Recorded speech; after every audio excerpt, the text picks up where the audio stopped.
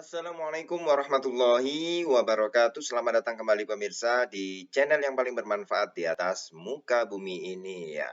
Satgas COVID-19 Kota Sorong menemukan 36 penumpang dari luar Provinsi Papua Barat tiba di Bandara Domine Edward Osok tanpa dilengkapi dokumen perjalanan lengkap prosedur penanganan COVID-19 ya. 36 penumpang tersebut memiliki KTP luar Provinsi Papua Barat ditemukan saat tim Satgas COVID-19 melakukan pengawasan PPKM bagi penumpang pesawat di Bandara Sorong seperti yang dikabarkan oleh media online Minggu 11 Juli 2021. Petugas lapangan Satgas COVID-19 Kota Sorong, Rodney, yang melakukan pemeriksaan dokumen perjalanan penumpang yang tiba di Bandara Sorong, bahwa 36 penumpang tersebut semuanya memiliki KTP luar Papua Barat. Penumpang tersebut berasal dari Jakarta dan Makassar. 36 penumpang tersebut naik pesawat tanpa mengantongi surat izin masuk dari Satgas COVID-19 Kota Sorong sebagaimana diatur dalam edaran Wali Kota Sorong tentang PPKM.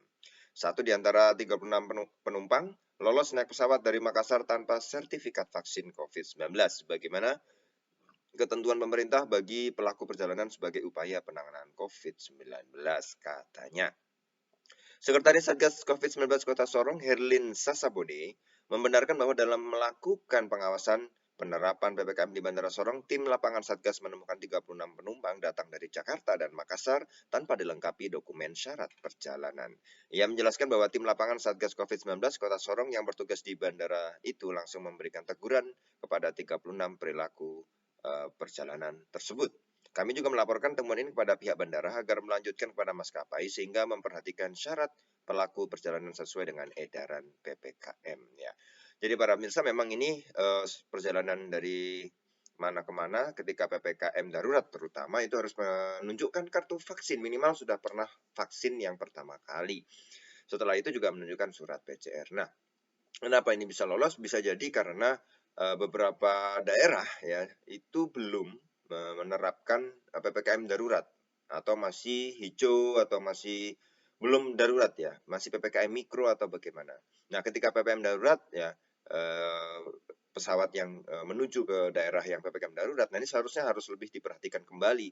Karena bagaimanapun juga tidak ingin ada kasus ya bahwa PPKM darurat itu sudah tinggi kasusnya, ternyata mendapatkan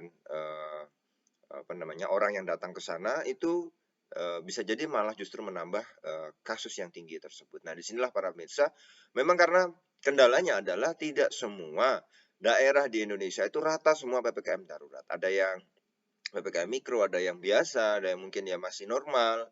Nah, beberapa daerah PPKM darurat itu harus menerapkan seperti itu. Nah, memang harus diperhatikan kembali, kecuali kayak misalnya Jawa dan Bali, ya kan itu PPKM darurat semuanya. Nah, tapi bagaimana dengan luar-luar Jawa dan Bali, selain Jawa dan Bali yang daerahnya ada sebagian yang PPKM darurat, sebagian lagi tidak. Nah, disinilah para pemirsa pentingnya kita melengkapi dokumen-dokumen ya. Nah, itu makanya, tapi juga dibarengkan dengan solusi dong. Bagaimana kalau solusinya dia belum divaksin? Apakah di bandara disediakan?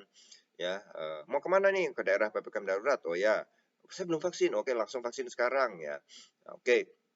Nah, terus kemudian dapat kartu vaksinnya, ya bisa melakukan perjalanan dan hasil PCR-nya juga negatif. Nah, itu bisa masuk ke dalam daerah PPKM darurat. Bagaimanapun juga PPKM darurat ini dibuat agar kasusnya melandai, kasus COVID-19 melandai, yang kita tahu bahwa semakin beberapa daerah semakin tinggi, makanya perlu awalnya tidak hanya PPKM mikro, kemudian dinaikkan statusnya menjadi PPKM darurat.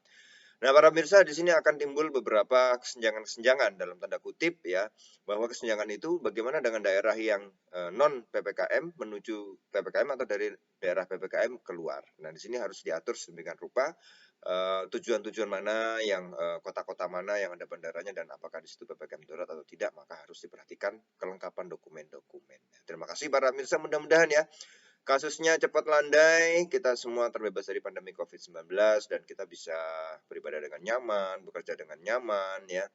Ini sudah lama dan ya mudah-mudahan cepat selesai lah, mudah-mudahan cepat selesai. Mudah-mudahan kita semua terhindar dari COVID-19 dan keluarga kita, amin. Dan penyakit-penyakit lainnya, semoga selalu diberi kesehatan selalu, amin ya robbal alamin. Terima kasih para pemirsa, kita akan ketemu lagi di video selanjutnya. Wassalamualaikum warahmatullahi wabarakatuh.